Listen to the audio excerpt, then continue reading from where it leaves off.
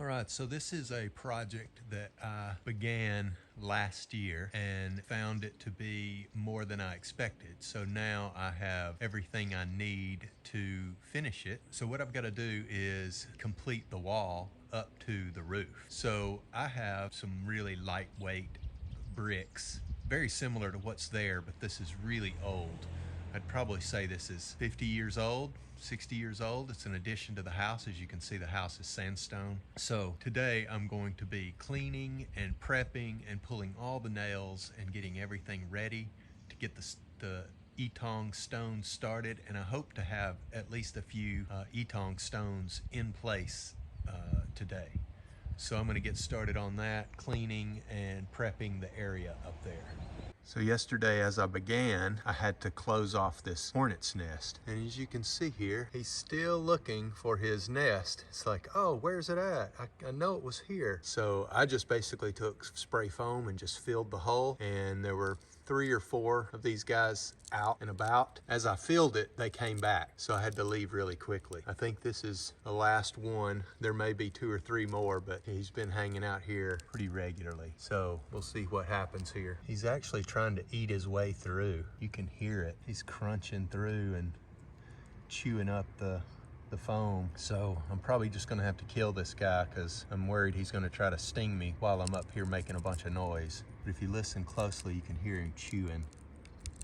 All right, well, I'm gonna get started on getting this cleaned up here. As you can see, I've got a lot of debris up here, but the stones that I have should fill in to this surface here. So I'm basically just gonna be sitting the blocks on top of here. They should be flush or pretty close to flush on the outside here. Ultimately, this wall will get a layer of insulation on the outside and then finished with like some sort of puts, probably beton puts, which is concrete or mortar fascia material on top of the styrofoam. But I have to meet up to this wall. I'm gonna go up to the wood, but I think I'm gonna have to trim right here. It'll go this way and then up, and I have to get all the way up to the roof. So I'm not sure how that's going to look just yet. As you can see here, I still have a couple of boards where they had just filled in the gaps. It was really kind of half-assed done. I'm gonna finish getting that off, get all these nails pulled, sweep off all this material and get it prepped and ready for the Etong stones. All right,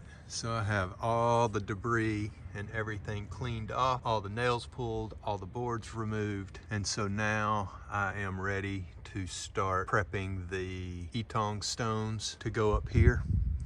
And so first section is plenty large enough for me to put stones on and have room for insulation inside and out. But where this begins, this is the beginning of the bathroom wall.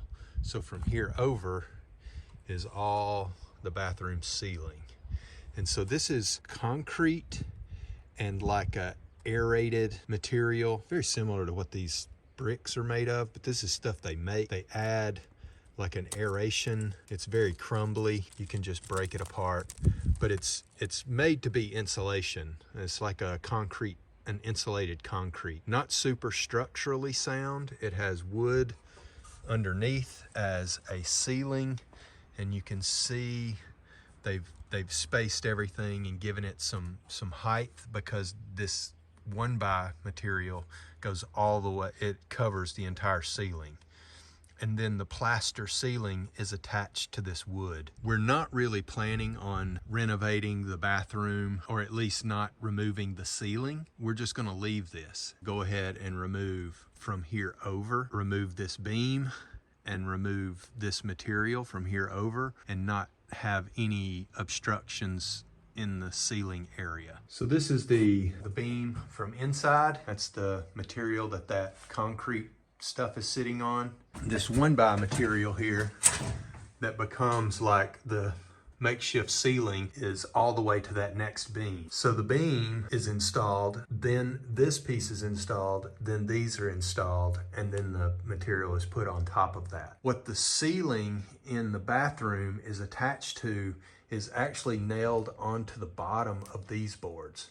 So there is concrete material, the 1x's, the spacer, and then another set of 1-bys like this that are on the bottom, that nail to the bottom, and then the plaster material is attached to that. So there was a beam here that went all the way across, and then posts that supported here. That was a nail coming down into the support. I've got to have a support post from this section here up to here, and then the etong stones will become this support on this side. Then I can remove these temporary metal supports here, these struts. Here's the material that comes out. All right, I've got all the insulation removed that I put up here last winter because I had taken this section of ceiling out and realized that it was going to be a much bigger task than I was ready to take on. So I just put these struts in and did some temporary insulating as a ceiling. And so now we're in beginning of September right now. So I want to get this wall put in and get all of these areas down here sealed off and properly insulate this area. But I want to seal that off completely so that nothing is coming in or out, because I have had birds nesting in here. Right now, I want to clean out all of this loose material. I'm going to put a mask on and start sweeping and cleaning and blowing off all the dust and debris and spider webs and all that stuff. Try to get that all cleaned up and get this area prepped and ready to do whatever it is I'm going to do. If you're doing a task, it is best to have a clean work area. It is just so much more enjoyable to do the work. Even though this is not a lot of problem, visually messes with me. And then if I want to climb up here, this is hard on the knees, it's hard on the hands. I would rather have it nice and clean and smooth.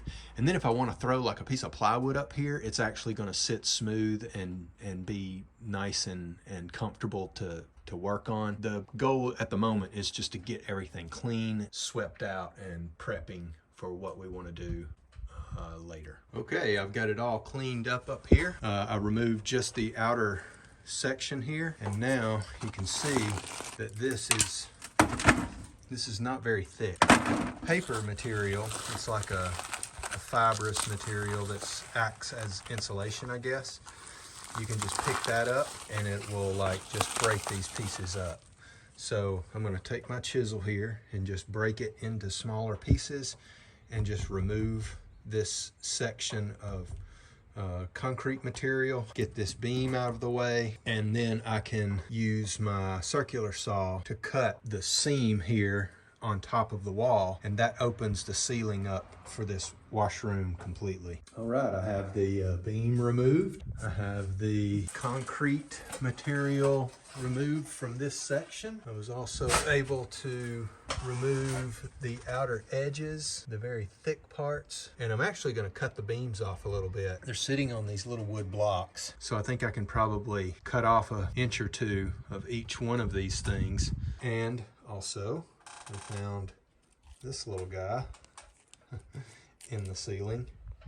So he got up in there and wasn't able to get out. So the only beam I can't cut is the one that's all the way down there at the bottom, which is not a problem. I'll just cut around and make an etong block that will go around all of that. But the others I can cut off. I was able to pull the wire out. It was actually in a conduit. This is where it used to come out, and the bolts here are where this big water heater tank hung. Right now this is only cold water, and that's the faucet that cuts off these sections of water. Chiseled out all of the wall material here, so you can see some daylight through there. So I'm going to fill this with a 2-part foam insulation spray, just kind of fill that full, and that will seal that off. We were getting some mold from the air that was the cool air that was flowing through. You can see it all on the wall here. So here's my stack of etong blocks. I'm going to move all of these into the ceiling area of the bathroom, and that way they'll just be right there